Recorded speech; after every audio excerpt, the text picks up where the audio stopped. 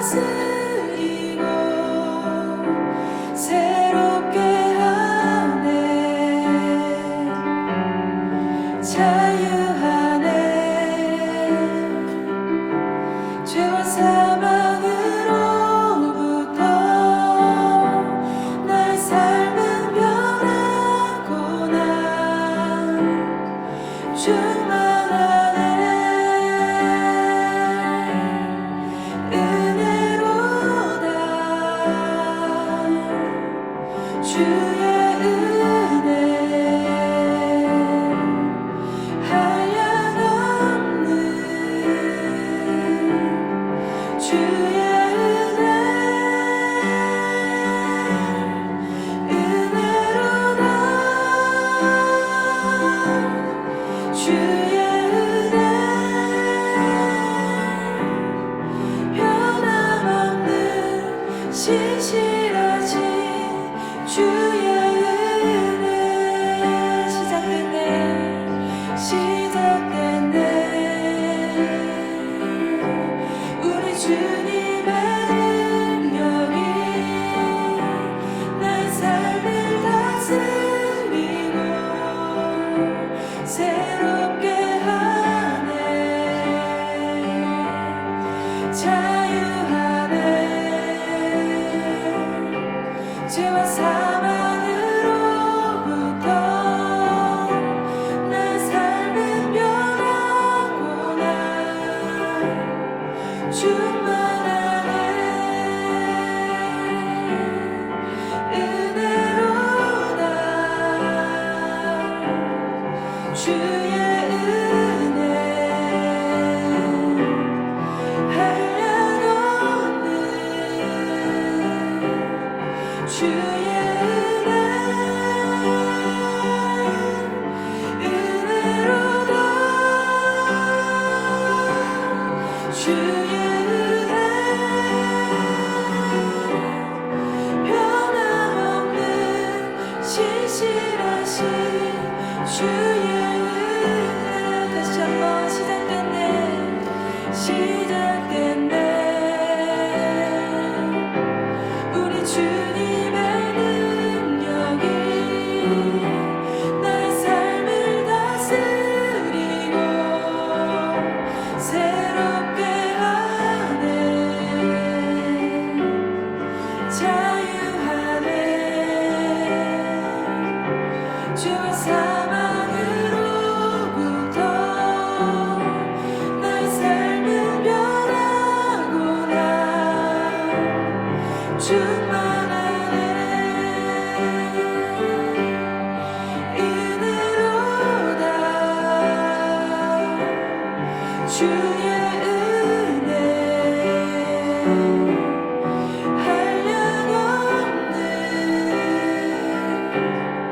주의 은혜 은혜로다. 주의 은혜 변함없는 신실하신 주의 은혜 은혜로다. 은혜로다. 주의 은혜 한량없는 주의 은혜 은혜로다. 주의 은혜 변함없는 신실하신 주의 은혜 변함없는 신실하신 주의 은혜 변함없는 신실하신 주의 은혜로다. 은혜로다. 주의 은혜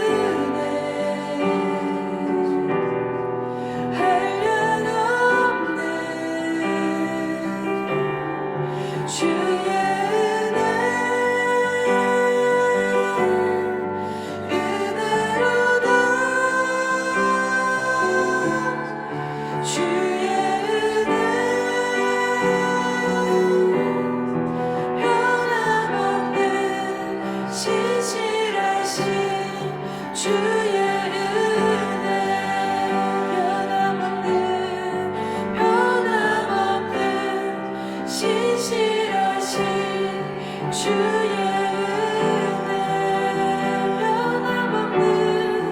변함없는 신실하신 주의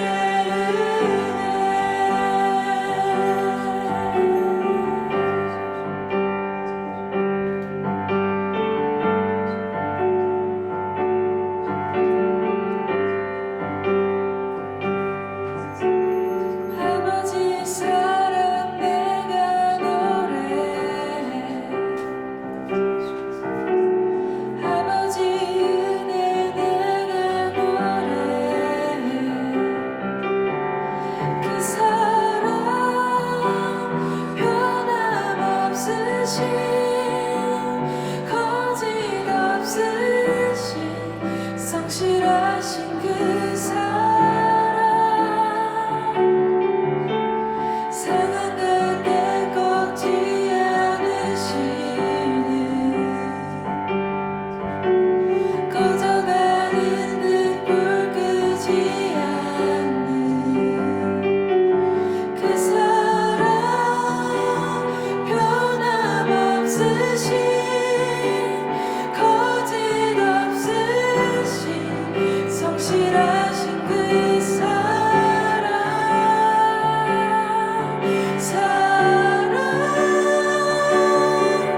그 사랑 날 위해 죽으신 날 위해 다시 사신 예수 그리스도 다시 오실 그 사랑 죽음도 생명도 천사도 하늘의 어떤 권세도 끊을 수 없는 영원한 그 사랑 예수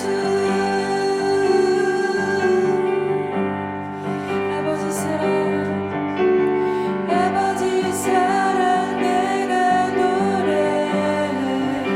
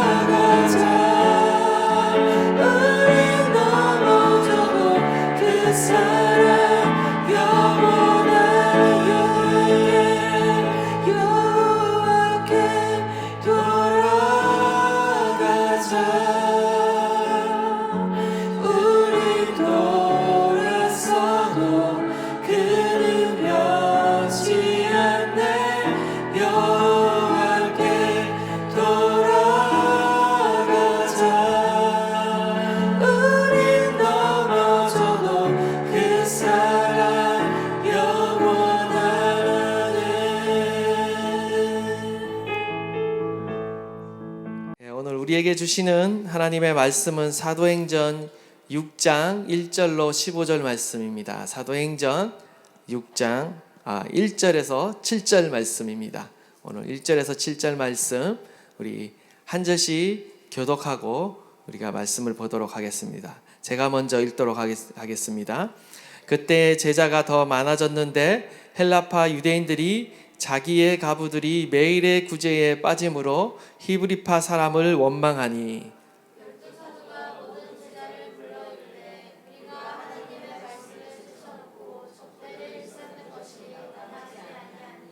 형제들아 너희 가운데서 성령과 지혜가 충만하여 칭찬받는 사람 7을 택하라. 우리가 이 일을 그들에게 맡기고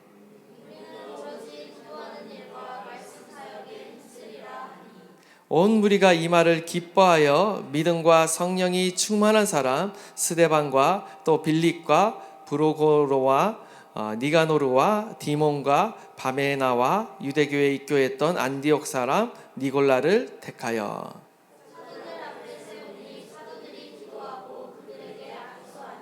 다 함께 읽겠습니다. 하나님의 말씀이 점점 왕성하여 예루살렘에 있는 제자의 수가 더 심히 많아지고 허다한 제사장의 무리도 이 도에 복종하니라. 아멘. 예, 우리 다시 사도행전 말씀으로 돌아왔습니다.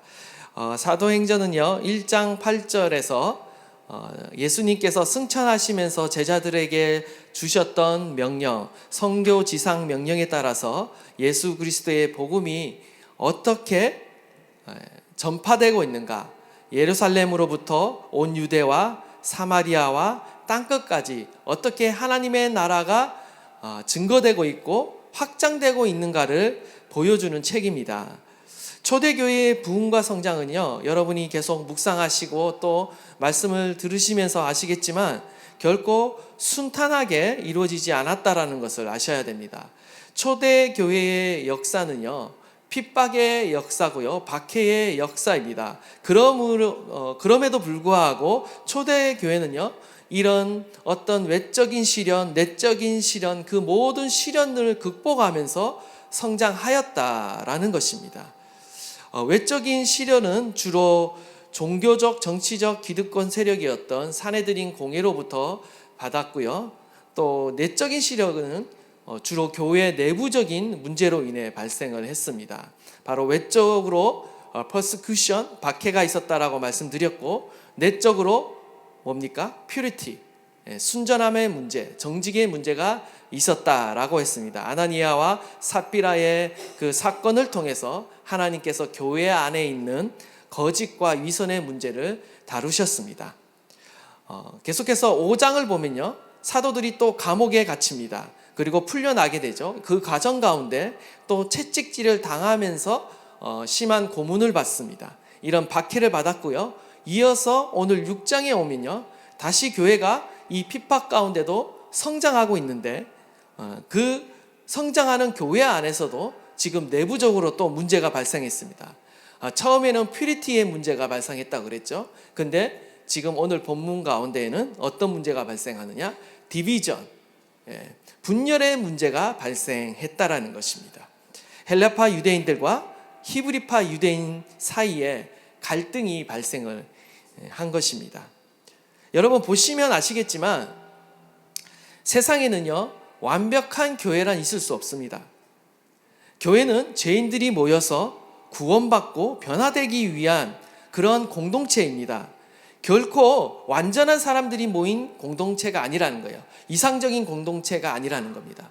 이상적인 공동체는 어디에 있습니까? 우리가 장차 하나님 나라, 하늘나라에 가서야만 우리가 이상적인 공동체를 만날 수 있고요. 우리가 이 세상을 살아가는 이상 우리는 불완전한 사람들이 모인 이 교회 역시 불완전한 곳이라는 것을 우리는 기억해야 됩니다. 초대교회도 예외일 수 없어요. 초대교회, 우리 성경 가운데 나타나는 교회가 우리가 그래도 가장 이상적인 모델적인 교회라고 할 수가 있는데요. 그럼에도 불구하고요, 이 초대교회 안에 여러분이 면밀히 자세히 들여다보면 많은 문제가 있었다는 걸 알 수가 있습니다. 정직의 문제가 있었고 재정의 문제가 있었고 그리고 오늘에 이르러서는 어떤 다툼과 분열의 조짐이 지금 보이고 있다는 것을 알게 됩니다. 그런데 똑같이 문제가 있는 교회이지만 그럼에도 불구하고 초대교회는 이 문제를 잘 극복했다라는 거죠. 지혜롭게 극복했다라는 거죠. 그러므로 인해서 계속해서 성장하고 발전했다라는 것입니다. 문제 없는 성도는 없습니다. 그죠? 여기 서 있는 저 역시도 여러분이 보기에는 면밀히 들여다보면 마음에 안 드는 또 리더십의 모습이 있을 수가 있습니다. 흠이 있을 수 있고요. 결함이 있을 수 있고 연약함이 있을 수 있다는 거죠. 저와 여러분은 다 같이 문제가 있는 사고투성이의 인생을 살아가고 있어요. 중요한 것은요, 내가 연약하다, 문제가 있다, 죄인이다가 중요한 것이 아니라 그 문제와 그 고난과 시련을 통해서 내가 무언가를 배우고 있고 성장하고 있고 잘하고 있느냐가 중요한 것입니다. 그 문제를 어떻게 극복하느냐가 더 중요하다는 것이죠. 보시면 초대교회가 많은 문제가 있었지만 그럼에도 불구하고 하나님의 뜻 가운데 그리고 성경적으로 그 문제를 해결해 갔다라는 거예요. 그것이 바로 성숙한 공동체라는 것이죠. 저와 여러분이요, 여러 가지 많은 문제를 안고 이 세상을 살아가지만요, 저와 여러분이 하나님의 뜻 안에서, 성경 안에서, 하나님의 말씀 안에서요, 그것을 잘 해석하고 잘 적용해서 극복하게 되면요, 오히려 우리가 가진 그 위기와 연약함이요, 오히려 우리 가운데 축복이 되어지고요, 더 나아가서 하나님의 뜻과 의를 이루는 그러한 놀라운 축복의 기회가 되고 통로가 되어진다라는 것입니다. 원하기는 저와 여러분 안에 이러한 놀라운 은혜가 있기를 간절히 축원드립니다. 우리 안에 있는 시련과 고난과 역경이요, 오히려 우리를 자라게 하고 성숙하게 하고 하나님의 사람, 하나님의 형상으로 더욱 빚어간다는 것입니다. 우리 안에 이러한 일들이 더욱 풍성하게 일어나기를 간절히 바랍니다. 1절을 보시면요, 그때의 제자가 더 많아졌는데 헬라파 유대인들이 지금 자기의 가부들이 매일의 구제에 빠짐으로 히브리파 사람을 원망했다라고 말하고 있습니다. 그때란 언제인가? 그때라는 것은요, 바로 사도행전 5장 42절을 염두에 두고 있는 말입니다.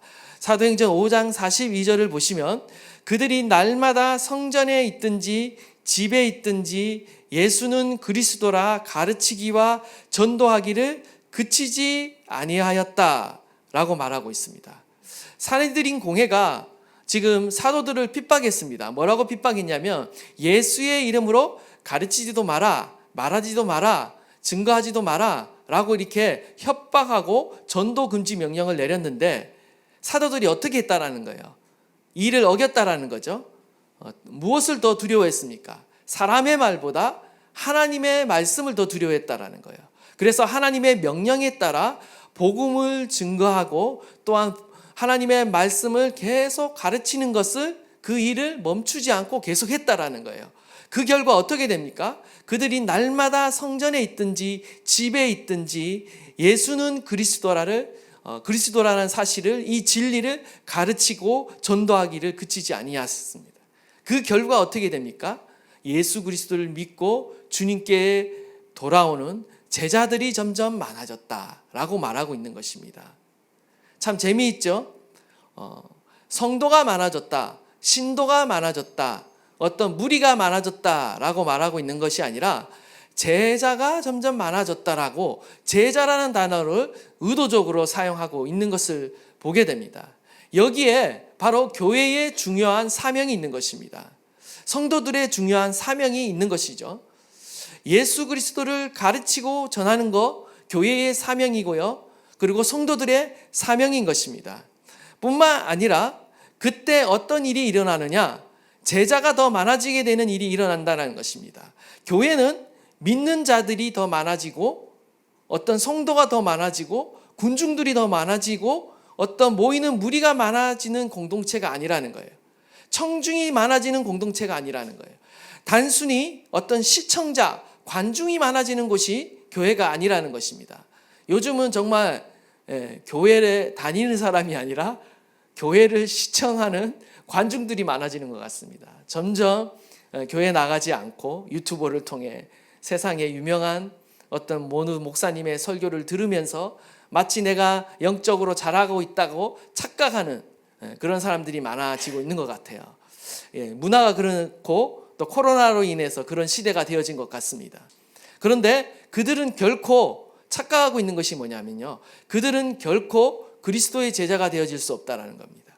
그들은 지금 단순한 시청자에 불과하고 관중에 불과하는 겁니다. 얼마나 잘하냐, 얼마나 설교를 잘하냐, 얼마나 감동적으로 하냐, 나를 한번 감동시켜봐라, 나를 한번 웃겨봐라, 나를 한번 울려봐라. 그냥 얄팍한 감정의 위로만 받고 있을 뿐이지, 그걸 통해 내 삶이 변화되고 결단되어서 내가 하나님을 따라가고 순종해야지, 이러한 일들은 일어나지 않는다라는 거죠. 제자는 누구입니까? 제자는요, 스승이 하는 일을 그대로 다 배워서 배울 뿐만 아니라 따라가는 자가 바로 제자라는 것입니다. 교회는요, 제자를 세우는 곳입니다. 그리고 제자를 불러 모으는 곳이에요. 단순히 무리와 관중과 어떤 시청자를 불러 모으는 것이 교회가 아니라 제자를 하나님께서는 부르고 계신다라는 거죠. 예수 그리스도에 대한 어떤 성경적인 지식만을 배우는 자가 아니라 예수님의 가르침, 그리고 예수님의 사역, 그 다음에 예수님의 인품과 인격, 삶을 송두리째 닮아가고 순종하고 따라가는 사람들을 세우는 곳이 바로 교회라는 것입니다. 여러분들은 어떻습니까? 여러분의 마음 안에 정말 교회를 나오는 동기와 또 내가 하나님 앞에 나오는 동기가 어떠한지 모르겠어요. 어쩌면 하나님이 여러분을 부르시는 동기와 우리가 하나님을 찾는 동기가 다를 수 있습니다. 사실 많은 사람이 처음 신앙생활을 하는 이유 중 하나는 뭐예요? 자신이 가진 어떤 시련이나 문제와 어려움을 어떤 하나님의 능력을 통해 해결하기 위해서 우리가 나옵니다. 누구나 그렇습니다. 누구나 고난과 시련이 있을 때, 때로는 질병이 있을 때, 때로는 내 삶에 어려움이 있을 때, 내 삶에 부도가 냈을 때 그제서야 하나님을 찾는 거죠. 실제적으로는 하나님을 찾는 게 아니라 더 정확히 말씀드리자면 하나님의 능력을 찾는 거죠. 하나님의 손을 구하는 겁니다. 처음에는 그럴 수 있어요. 그걸 통해서 우리가 하나님 앞에 나오는 거죠. 그러나 하나님이 원하시는 것은 단순하게 우리를 구원하시는 것 그 이상입니다. 바로 하나님을 따라가게 하기 위해, 하나님께 순종하며 하나님을 사랑하고 하나님을 닮아가기 위해서 우리를 부르신다는 것입니다. 원하기는 저와 여러분이 그러한 자리까지 나갈 수 있기를 간절히 축원드립니다.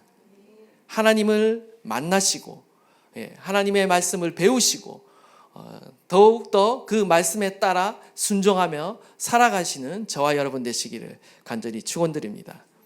교회는 이처럼요, 완벽하지 않습니다. 완전하지 않습니다. 그런데 이 완전하지 않는 교회가 어떻게 계속해서 하나님을 따라가고 닮아가고 성장하고 부흥하고 있는가, 오늘 말씀을 통해서 배우도록 하겠습니다. 첫 번째입니다.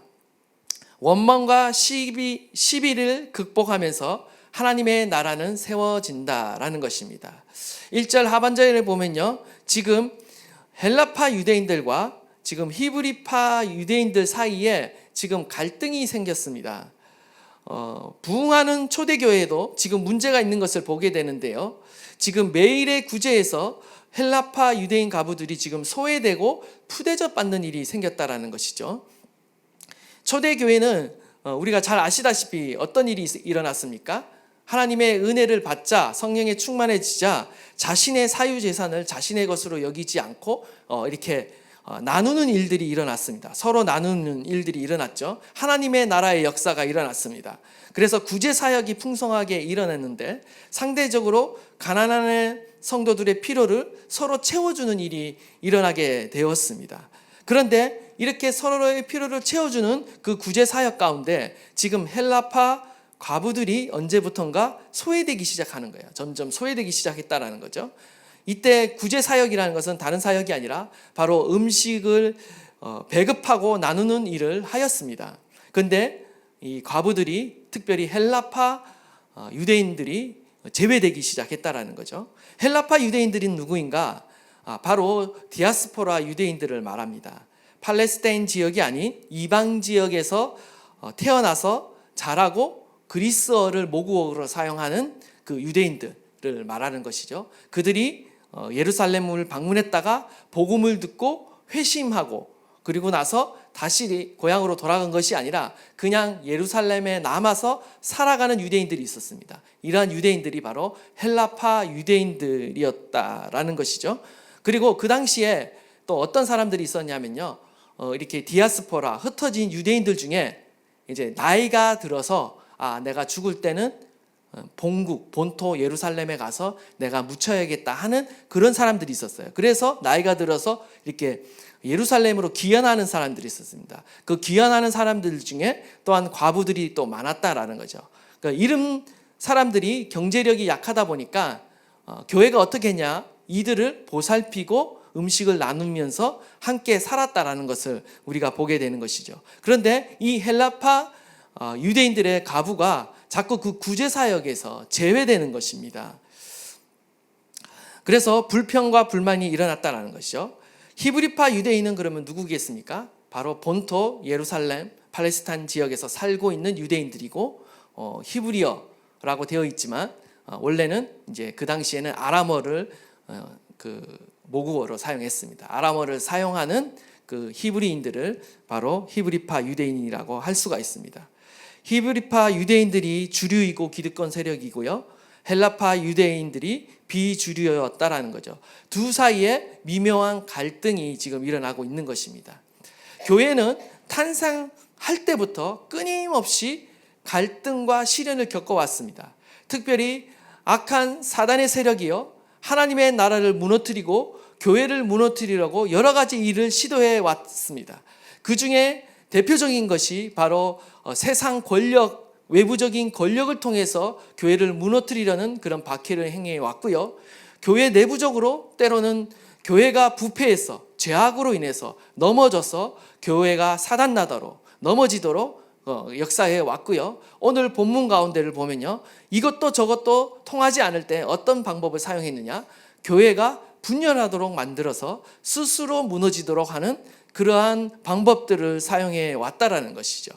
오늘 본문에 보면 원망이라고 말하고 있는데 이 원망이 헬라어로 공기스모스라는 단어를 사용합니다. 무슨 말이냐면 투덜댐, 불평이라는 의미를 갖고 있습니다. 그런데 이 단어가 구약에서 또 언제 사용되냐면요, 바로 이스라엘 백성들이 지도자 모세와 하나님, 여호와 하나님을 불평할 때 이 단어를 사용했다라는 것입니다. 지금 헬라파 유대인들이 지금 원망을, 불평을 이렇게 늘어놓을 만한 그러한 일이죠. 그럼에도 불구하고 이 일이요, 교회의 하나됨을 위협할 수준으로 굉장히 높아졌다라는 것을 우리가 보게 되는 것이죠.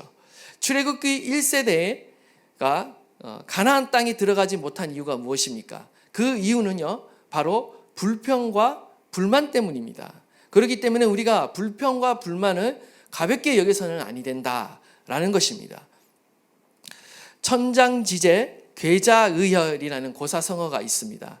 천장 높이의 둑도 개미 구멍 때문에 무너진다는 뜻입니다. 모든 큰일이요, 다 사소한 게 원인이 돼서 결국 넘어진다라는 거예요. 결국 교회는요, 큰 박해에 의해서 넘어진 적이 한 번도 없었습니다. 오히려 박해가 오면요, 더 이렇게 하나가 되고 연합하고 믿음으로 일어나고 더 기도하고 더 성령 충만해서 더 부흥하는 것이죠. 사도행전을 보면 계속 그런 일이 반복되고 있죠. 근데 무너질 때는 어떻게 무너지냐? 어이없는 일로 무너져요. 내부적으로 서서히 무너진다는 거예요. 한 나라도, 제국도, 세계사의 역사를 보면요, 바벨론의 그 큰 제국도 하루아침에 어이없이 무너집니다. 안에서 페르시아가 어떻게 바벨론을 한순간에 정복했느냐? 내부적으로 그 안에서 배신자가 있는 거죠. 문을 열어준 사람이 있는 겁니다. 그래서 무혈입성하게 되는 거죠.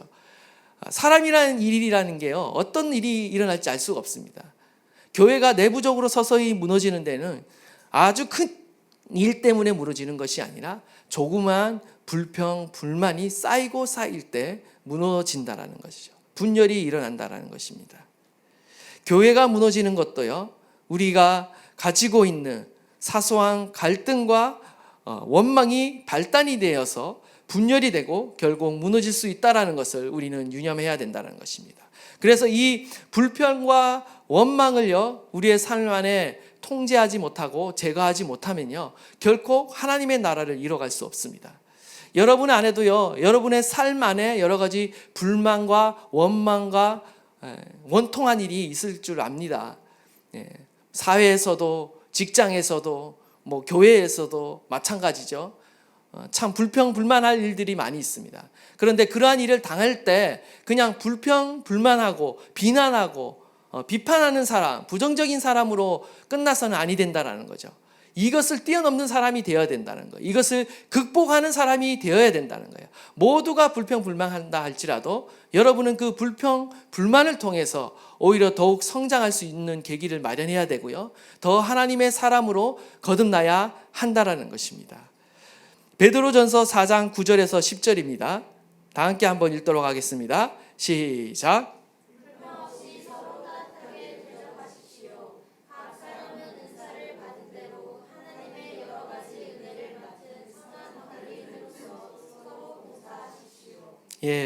교회는요, 서로 섬기는 곳이에요. 여러분이 대접을 받으려고 하면 할수록 어떻게 되느냐? 불평과 불만이 더 올라올 것입니다.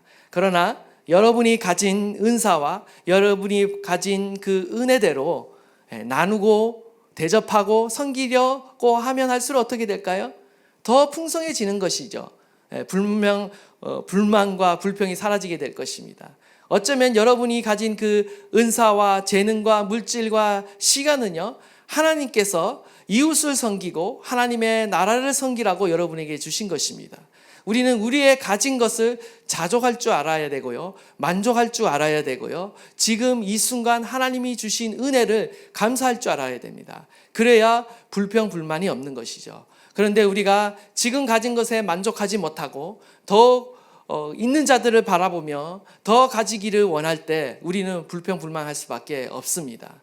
우리는요, 우리가 가진 것에 만족할 뿐만 아니라 작지만 우리의 가진 것을 나누며 섬기며 서로 봉사할 때 아름다운 하나님의 나라가 이곳 가운데 이루어진다는 사실을 기억하시면서 여러분의 가정과 여러분의 일터와 교회에서 서로 섬기며 나누며 대접하는 자로 살아갈 수 있게 되기를 간절히 축원드립니다.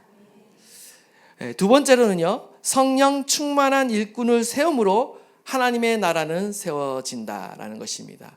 우리 2절과 3절 우리 다 함께 봉독하도록 하겠습니다. 시작.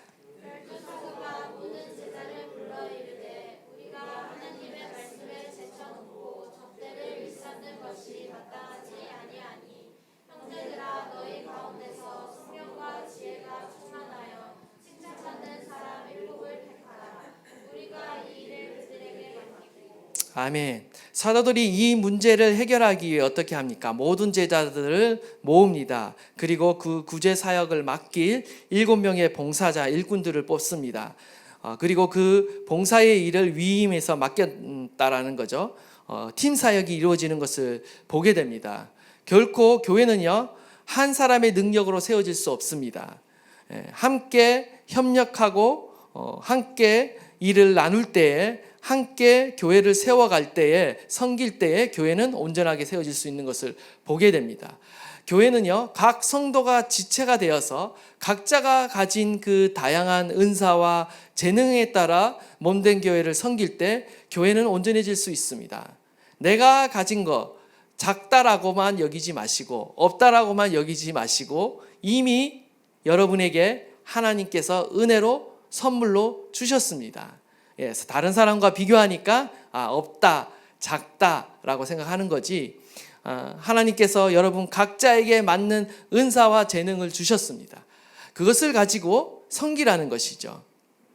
사도들은요, 자신들의 실수와 한계를 인정합니다. 그리고 이 문제를 해결하기 위해 사람을 세우는 것을 보게 되죠. 어떤 사람을 세우는가? 3가지 조건이 있었습니다. 세상이 사람을 세우는 조건과 다른 교회가 사람을 세우는 조건 3가지가 등장하는데, 3가지가 뭡니까? 바로 성령으로 충만한 자, 그리고 두 번째로 지혜가 충만한 자. 세 번째로 칭찬 듣는 사람이다라는 것입니다. 첫 번째로 성령으로 충만한 자를 세우는데요. 하나님의 교회를 위해 일할 사람은요, 가장 먼저 성령으로 충만해야 합니다. 다른 모든 조건보다 우선되는 조건이죠. 어쩌면요, 이 성령 충만 안에 다른 모든 조건을 포함하고 아우르는 조건이 될 수가 있습니다.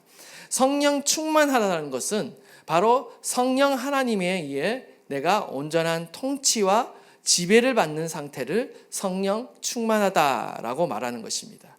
성령 충만한 성도는 항상 하나님과 교제하는 성도입니다. 성령 충만한 상태가 어떠한 상태인지 한번 상상해 보십시오. 나의 생각과 또 나의 감정과 나의 말과 행동이 누구의 지배를 받는다는 거예요? 바로 성령의 지배를 받는다라는 거죠. 갈라디아서 5장 17절을 보면 육체의 소용은 성령을 거스리고 성령은 육체를 거스리나니 이 둘이 서로 대적하므로 너희가 원하는 것을 하지 못하게 하려 함이다 라고 말하고 있어요. 우리 안에는 항상 두 가지 성품이 싸우고 있다는 거죠. 육체의 소욕이 있고 또 하나는 성령의 소욕, 하나님의 소욕이 이렇게 딱 두 가지가 있어요. 두 마음이 우리 안에 있어서 서로 대적하며 싸운다라는 거예요. 그런데 하나님께서 어떻게 하시냐면 내가 나의 육체가 원하는 것을 하지 못하도록 내 옛 본성과 옛 자아가 자기 마음대로 살지 못하도록 어떻게 하냐면 성령 하나님을 통해서 내 마음 안에 갈등을 주십니다. 양심이라는 것을 통해서 갈등을 주셔요. 나는 항상 어떤 육체의 정욕, 안목의 정욕, 이생의 자랑을 따라 살아가고 싶어하고 온갖 탐욕과 음란과 세상의 쾌락을 따라 살아가게 만드는데 성령 하나님은 이것을 제어한다라는 것이죠. 이것을 대적한다라는 것이죠. 그리함으로 하나님의 뜻 가운데 살도록 만드는 게 바로 성령의 소욕이라는 것입니다. 성령 하나님이라는 거예요. 그렇기 때문에 우리 안에 성령이 충만할 때 우리는 하나님의 뜻에 순종하며 살아갈 수 있는 거예요. 우리가 어쩌면 하나님의 뜻에 온전히 순종하지 못하는 것은 아직도 내 안에 무엇이 많은 거예요? 내 자아가 더 많은 거죠. 그렇기 때문에 우리는 어쩌면 평생의 기도 제목이 될 수도 있겠지만 이 성령의 충만을 간구하셔야 됩니다. 여러분 얼마나 이 사도행전 보시면 계속 문제는 달라요. 근데 솔루션 답은 하나예요. 나중에는 좀 이제 식상해질 수 있어요. 모든 답이 뭐예요? 성령 충만이에요. 답이 딱 나와 있어요. 어렵지 않아요. 그런데 우리가 이 말씀을 계속 보고 있는데 우리 안에 얼마나 성령 하나님에 대한 갈망이 있는가, 성령 하나님을 사모하고 있는가 스스로 한번 질문해 보시기 바랍니다. 정말 내가 얼마나 하나님의 다스림과 통치를 받고 있으며 나의 생각과 나의 마음과 감정 안에 얼마나 하나님의 뜻이 충만한가를 돌아보시면서 하나님 성령으로 충만케 하여 주십시오. 초대교회 성도들처럼 내 마음과 내 삶을 다스려 주십시오라고 여러분 기도할 수 있기를 간절히 바랍니다. 갈라디아서 5장 16절 보면 내가 이르노니 너희는 성령을 따라 행하라. 그리하면 육체의 욕심을 이루지 아니하리라. 우리가 성령을 따라 행하는 것을 부지런히 결단하시고 연습하시고 행하셔야 됩니다. 이 따라가는 거는요, 한번 성령 충만 받았다 해서요 끝나는 것이 아니에요. 하나님과의 지속적인 만남과 관계 안에서요 계속해서 따라가야 되는 거예요. 그럼 그 말은 뭐예요? 계속해서 성령 충만을 추구하시고 구하시고 또 내가 계속 순종하면서 따라가야 성령님이 충만해진다라는 거겠죠. 우리가 성령을 따라 행하는 길을 부단히 연습해야 됩니다.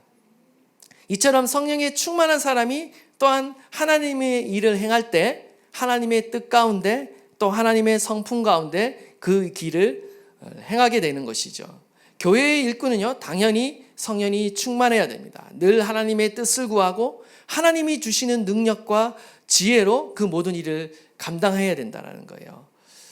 여러분 교회 일만 그런 것이 아니죠. 성경을 보면요 성도들은요 세상 일도 성령의 충만함으로 감당해야 됩니다. 대표적인 인물이 여러분이 잘 알고 있는 요셉과 다니엘입니다. 그들은요 성령의 충만함으로 세상 일, 정부 일도 감당했습니다. 그래서 어떠했습니까? 다른 믿지 않는 사람보다 더 탁월한 지혜가 있었습니다. 그 지혜라는 것은, 그 탁월한 능력이라는 것은 어떤 인간적인 지혜, 뭐 IQ 이것을 말하는 것이 아니라 성령님께서 주시는 그때그때마다 주시는 능력과 지혜로 그 모든 일들을 감당했다라는 거죠. 성령이 주시는 통찰력이 필요합니다. 여러분이 교회일 뿐만 아니라 여러분이 하고 있는 학업과 뭐 사업과 일, 모든 일 가운데 이 성령의 능력과 지혜가 필요한 줄 믿습니다. 성령의 충만함을 구하시는 저와 여러분 되시기를 간절히 축원드립니다. 두 번째의 자질은 지혜가 충만한 것입니다. 여기 지혜라고 말하고 있는데 헬라어로 소피아입니다. 이 소피아라는 것은요, 세상의 이치를 깨닫고 진리를 활용하는 지혜를 말하는 겁니다. 우리가 단순하게 세상 지혜, 뭐 지식, 당연히 여러분이 부지런히 이렇게 습득하셔야 되겠죠. 필요합니다. 그러나 여기서 말하는 지혜라는 것은 어떤 세상적인 지혜를 말하는 것이 아니라 바로 하나님 나라 안에서 하나님의 말씀을 잘 알고 이 하나님 말씀을 나의 삶의 현실 가운데 잘 적용할 수 있는 지혜인 거예요. 우리가 세상을 살아가다 보면 어떻게 해야 될지, 무엇을 선택해야 될지, 여러분이 어떻게 살아가야 될지 여러 가지 인생의 질문들과 의문들이 있습니다. 그렇죠? 여러분이 가정과 또 자녀를 양육하고 또 여러분이 하는 모든 일 가운데 여러분이 주님 앞에 나와서 기도하는 이유가 뭐겠습니까? 어떤 하나님의 뜻이 무엇이고 하나님이 주시는 지혜가 무엇인지를 구하는 거잖아요. 근데 그 지혜는 어디에서부터 나오느냐면 하나님의 말씀으로부터 나오는데 이 하나님의 말씀을 어떻게 나의 삶의 자리에 현실 가운데 잘 적용하느냐라고 하는 것이 바로 지혜라는 것이죠. 그래서 이 지혜를 여러분이 구하셔야 되는데 이 지혜가 충만해지면요, 여러분의 삶의 모든 자리에서 하나님의 말씀이 적용되기 시작합니다. 그리고 역사하기 시작하는 거예요. 그 말씀대로 여러분이 살아갈 때 또 하나님의 능력이 나타나고 표적이 나타나고 기사가 나타나게 되는 것이죠. 저는 원하기로 저와 여러분 안에 이 하나님의 지혜가 있기를 바랍니다. 세상 지혜가 아니라 하나님의 말씀으로 비롯된 이 지혜가 필요하다라는 것입니다.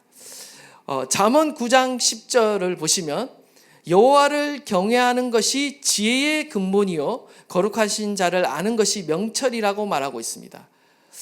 가장 중요한 지혜는요, 하나님을 경외하는 것입니다. 하나님을 경외하는 것으로부터요, 바로 지혜가 나오는 거예요.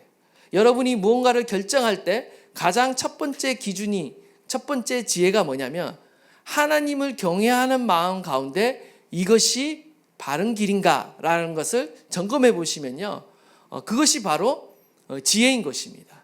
하나님을 경외하는 가운데 여러분이 살아가시기를 간절히 축원드립니다. 여러분이 뭐든지 할 수 있습니다. 죄를 짓지 않느냐, 뭐든지 할 수 있어요. 그러나 우리가 뭐든지 할 수 있지만 우리가 아무거나 다 하지 않죠. 우리가 하는 그 모든 일이 하나님의 영광이 되는가, 내가 지금 하나님을 경외함으로 이 일을 하고 있는가는요, 삶의 자세가 달라요.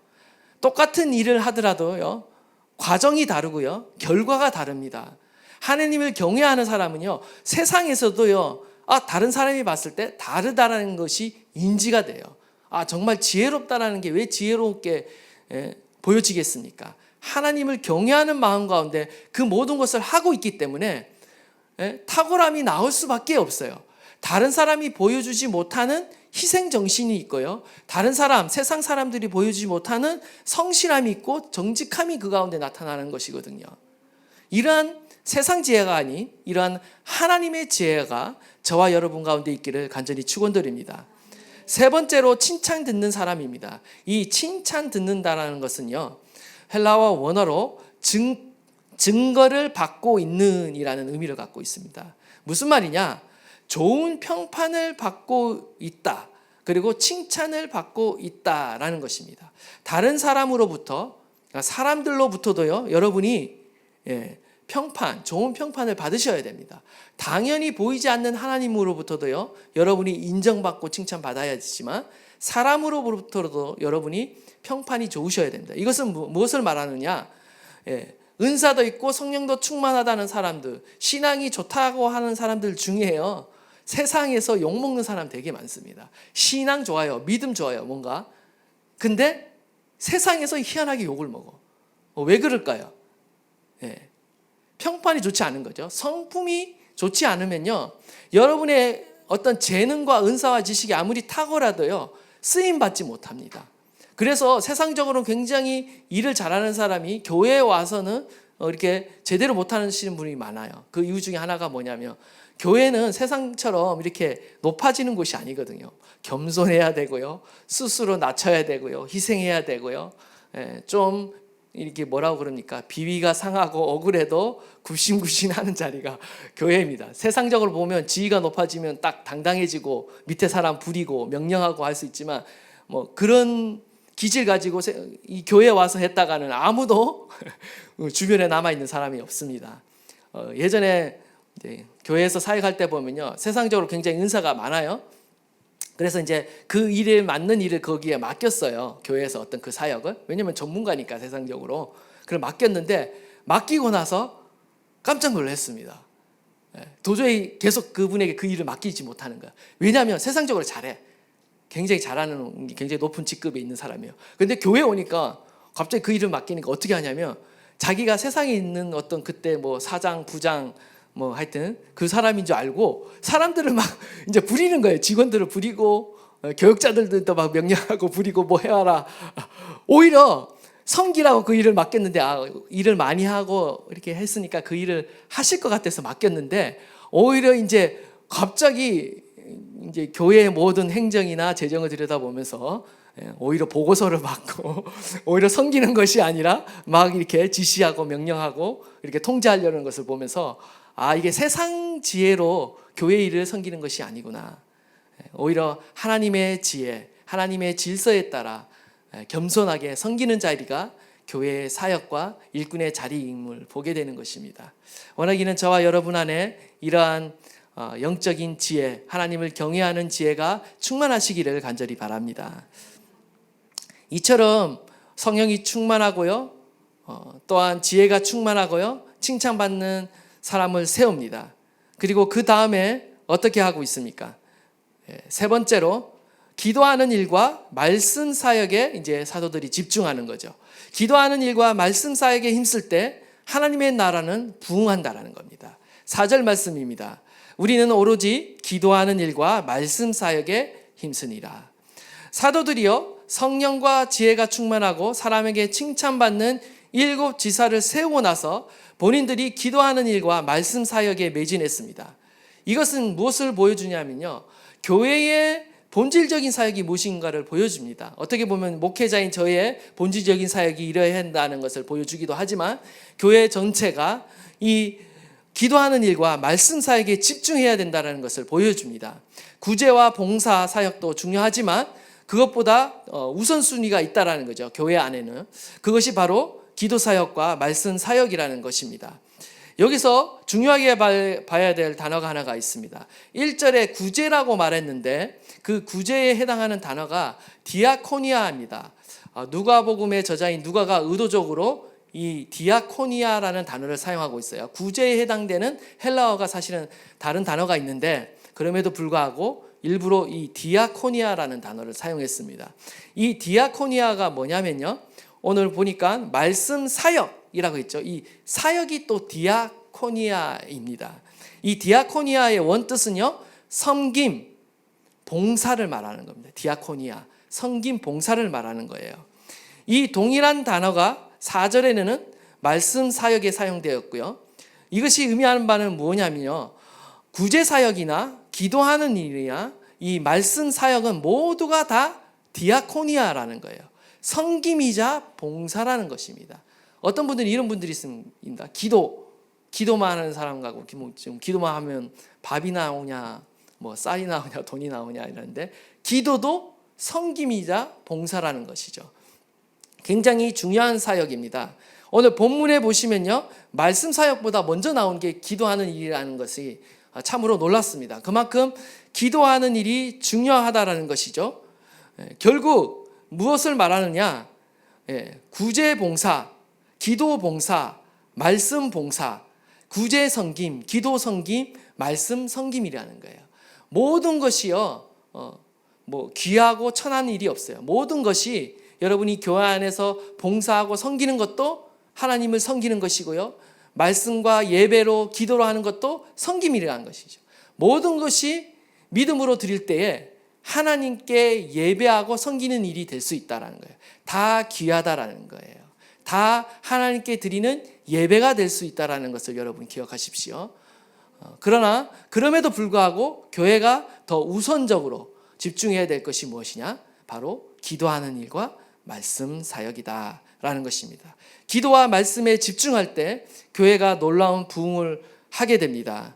오늘 본문 가운데 7절 말씀 한번 우리 다 함께 한번 읽도록 하겠습니다. 시작. 하나님의 말씀이 점점 왕성하여 예루살렘에 있는 제자의 수가 더 심히 많아지고 허다한 제사장의 무리도 이 도에 복종하니라. 아멘. 하나님의 말씀이 더 왕성해졌습니다. 집중력이 생기자 어떻게 됩니까? 하나님의 말씀이 왕성해졌다. 지금 이 왕성해졌다라는 것은요, 마치 씨앗과 식물이 자라나는 것을 의미합니다. 어린아이가 성장하는 것을 말해요. 그래서 말씀이 왕성하다라는 것은 말씀이 살아서 자라나기 시작했다라는 거예요. 원어의 뜻을 보면요. 지금 하나님의 말씀이 살아 역사하는 것을 보게 됩니다. 하나님의 말씀은요, 단순히 우리가 지식적으로 배우는 걸 가지고는요, 말씀이 살아 역사하지 않습니다. 그 앞에 무엇이 있느냐? 기도하는 일이 있을 때 이 말씀이 살아 움직이기 시작하는 거예요. 살아 역사하기 시작하는 겁니다. 여러분의 삶에 기도가 살아날 때 동시에 무엇이 살아나느냐? 하나님의 말씀도 살아나게 되어 있습니다. 그리고 그 말씀이 역사하게 되어 있는 거예요. 그렇기 때문에 기도를 강조하고 말씀을 강조하고 있죠. 앞에 기도를 강조하고 있습니다. 저와 여러분 안에 기도와 말씀의 역사가 충만하게 일어나기를 간절히 바랍니다. 여러분 안에 기도하는 일, 그리고 말씀을 배우고 가르치고 전하는 일이 충만할 때 여러분 안에 놀라운 변화의 역사가 일어납니다. 여러분의 가정 안에 놀라운 변화의 역사가 일어나요. 오늘 보니까요, 어떤 사람들이 변화되느냐? 제자의 수가 더 심히 많아졌다라고 그러는데 이거는 이해가 돼. 근데 하반절에 보니까 허다한 제사장의 무리가 이 도에 복종합니다. 신약 성경, 구약 성경 통틀어서 가장 완악하고 가장 완고하고 변화되기 어려운 부류의 사람들이요, 죄송하지만 제사장이었어요. 여러분이 사도행전 계속 보시면 아시겠지만 그리스도의 교회를 박해하고 복음을 박해하고 성도들을 박해하는 대표적인 무리들이 뭡니까? 공회인데 공회의 대표적 주 구성원이 제사장들이에요. 사두개인 제사장, 바리새인 율법학자, 그 다음에 장로들 이렇게 구성되어 있는 것이죠. 근데 그 변하기 어려운 그 완고한 사람들도 변화시키는 능력이 어디에 있습니까? 기도하는 일과 말씀을 증거하는 그 일 가운데 일어났다라는 것입니다. 저와 여러분 안에 이러한 일들이 일어나기를 간절히 축원합니다. 여러분의 삶 안에, 여러분의 가정 안에, 여러분의 주변 안에, 여러분의 기도를 통해, 여러분이 증거하는 하나님의 말씀을 통해 변화의 역사들이 일어나기를 간절히 축원합니다. 이처럼 이러한 일이 있을 때 교회가 놀랍도록 부흥했습니다. 저와 여러분의 삶 안에도 성령의 충만함으로, 그리고 기도가 충만함으로, 말씀이 충만함으로 인해 우리의 삶에 이 놀라운 변화를 경험하고 또 하나님의 나라를 증거하는 저와 여러분 되시기를 간절히 축원드립니다. 우리 찬양.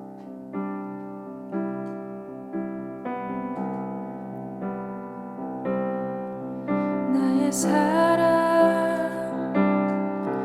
너는 어여쁘고 찬귀하다. 어느 보석보다 귀하다.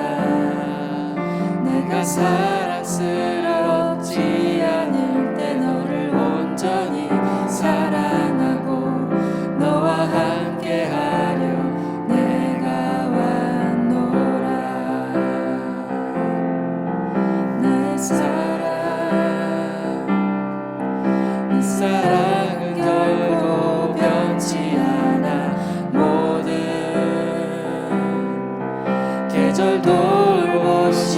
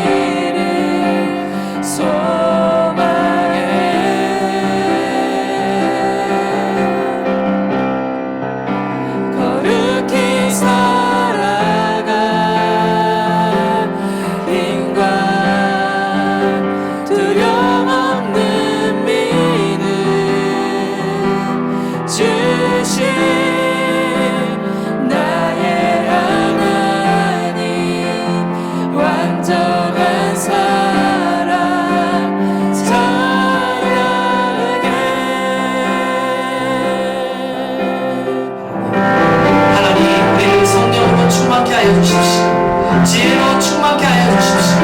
내 삶에 하나님의 나라가 임하게 하여 주셔서 하나님의 그 놀라운 변화와 하나님의 그 놀라운 역사를 경험하게 하시며 내 삶에 일어나는 크고 작은 문제들, 불평과 불만을 하나님 극복하게 하시며 통과하게 하시며 하나님 그 모든 것을 승리하고 뛰어넘어 하나님의 나라와 영광을 위해 달려가는 귀한 인생이 되게 하여 주시옵소서. 하나님께서 찾고 계십니다. 단순한 무리를 찾으시는 것이 아니라 그리스도를 따라 순종하며 동행하는 하나님 그 사람을 지금 찾고 계시는 줄 믿습니다.